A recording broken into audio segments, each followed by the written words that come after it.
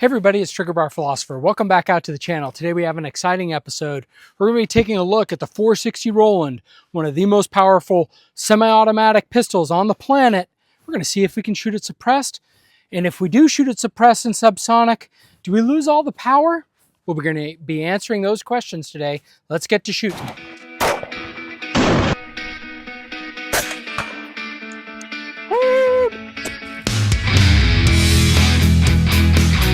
All right, so what are we talking about today?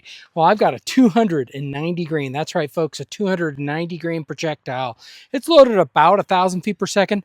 We're going to chronograph this later, and we'll see if that is truth, but it's subsonic, which means it's got to be below 1,100, 1050 feet per second, something like that. So a slower moving round, but a heavier bullet. These are loaded up by 460 Rowland themselves. And we've got our 460 Rowland, and we have a dead air Primal suppressor on it. I shot that in a previous video with 45 ACP. We're going to see how it performs in the 460 Rowland today. So we've got a target down range. Let's get shooting. So I got this heavy boy loaded up here on my FNX Tactical with the 460 Rowland barrel. It doesn't have the comp on because it's got this suppressor. In talking with 460 Rowland, one of the important parts of keeping this 460 Rowland safe is some weight on the end of this. There's plenty of weight on the end of this suppressor. They don't really recommend shooting it suppressed. They don't really certify it. But if they make the whisper, I know they do it in their quiet hours. So let's see what happens when we shoot it.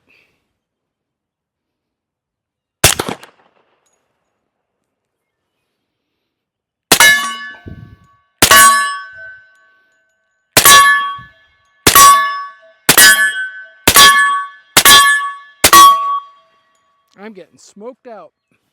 There's a ton of back pressure, and there's a ton of back splash from this round. But as you can tell, it's working. The gun is working. I just don't know how fun it is. Could be the powder that they're using in that, but man, it's just got a lot of splatter. If you've ever shot a suppressor with a handgun, there's usually just a little bit of splatter coming back at you. This seems excessive. Let's get over to the Garmin and see what kind of velocities we're getting. It definitely felt subsonic, very easy, very smooth to shoot, very easy to stay on target.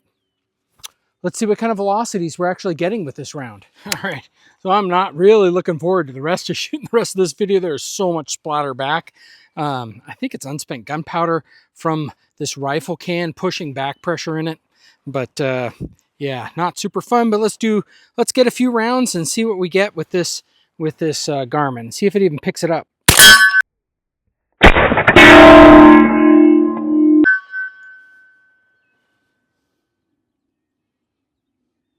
$99 or $996. I think that's great.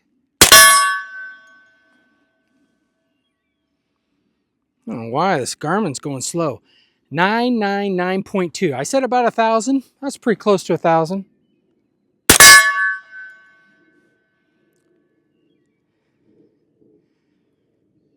1,003.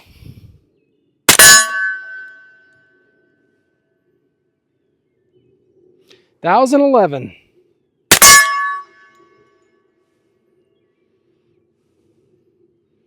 1,007.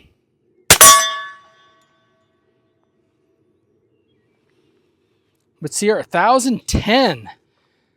All right. Well, let me check the app and see what kind of energy and other things like that, and then we'll go over kind of some of the statistics with that. But that's about what I would hope for. But I think you really need a flow-through can with this. Okay, so for our average there, we had an average of 1,004 feet per second, and that's a little under 650 or around 650 energy foot-pounds. That's like a really strong 10 millimeter, and that's out of a subsonic.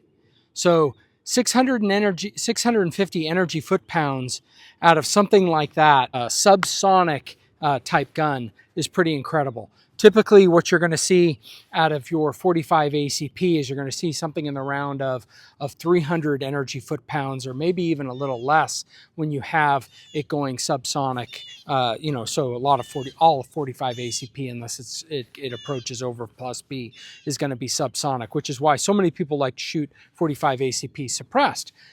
But this one being 290 grains, those extra 60 grains out of more of a traditional 45 ACP bullet, and going faster, closer to 1,000 feet per second or 1,000 feet per second, just makes a huge difference.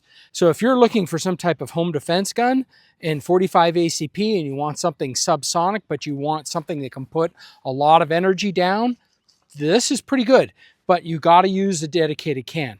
I'm going to hypothesize that if I had a flow-through can, it wouldn't splatter the powder back onto my face as much as it did. Your mileage may vary. I don't have one of those cans. I can't test it out, but certainly this is good information to have with it. The gun functions, the gun runs well. I would not want to be hit with something like that. Something that has 10 millimeter energy and power going subsonic. That's insane to me. Next, another time, we're going to have to try and out this out with some ballistic gel and see if we can get a 10 millimeter versus this subsonic and see what really the two comparisons are, because I think that's pretty cool. Now, the challenge with that is going to be this is not with a hollow point. They only load these with a hard cast bullet. So, you know, that's just one of the challenges that's going to be with it. And my guess is because they can cast it themselves.